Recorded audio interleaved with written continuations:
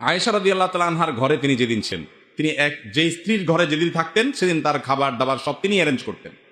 তো অন্য আরেক স্ত্রী ওই দিন একটু খাবার রান্না করে কাজের মেয়েকে দিয়ে একটা বাটি দিয়ে পাঠাই দিস। নবী করিম সাল্লাল্লাহু আলাইহি সাল্লাম সেই খাবারটা তার ঘরে, আয়েশা রাদিয়াল্লাহু তাআলার ঘরে যখন ছিলেন তখন নিয়ে আসার পর, ওই মেয়ে নিয়ে আসার পর আয়েশা রাদিয়াল্লাহু তাআলা আনহা জিনিসটা দেখতে পেলেন যে আমার ঘরে নবীজি আজকে আছেন, আজকে আমি তাকে খাওয়াবো মনের মধ্যে করে, আরেকজন সেখানে খাবার পাঠায় ভালো সাজার চেষ্টা, এটা তো সহ্য করা যায় না। সতীন পাঠাইছি, এটা তো উনি সাথে সাথে ওই বাটিটা নিয়ে ওই মেয়ের হাত থেকে নিয়ে ছুঁড়ে ফেলে দিস, তরকারি সহ।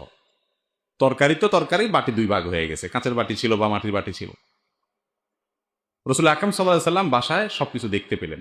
তিনি আয়েশা রাদিয়াল্লাহু তাআলা আনহার ঘরে তিনি যেদিন ছিলেন, তিনি যে স্ত্রীর ঘরে যেদিন থাকতেন সেদিন তার খাবার দাবার সব তিনি অ্যারেঞ্জ করতেন। তো অন্য আরেক স্ত্রী ওই দিন একটু খাবার রান্না করে কাজের মেয়েকে দিয়ে একটা বাটি দিয়ে পাঠাই দিস।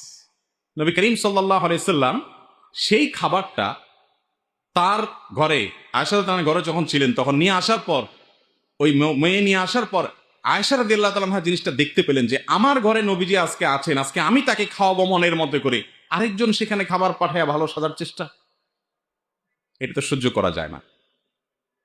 সতীন পাঠাইছি, এটা তো উনি সাথে সাথে ওই বাটিটা নিয়ে ওই মেয়ের হাত থেকে নিয়ে ছুঁড়ে ফেলে দিস, তরকারি সহ।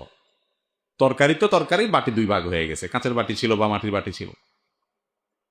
রাসূল আকরাম সাল্লাল্লাহু আলাইহি সাল্লাম বাসায় সবকিছু দেখতে পেলেন। তিনি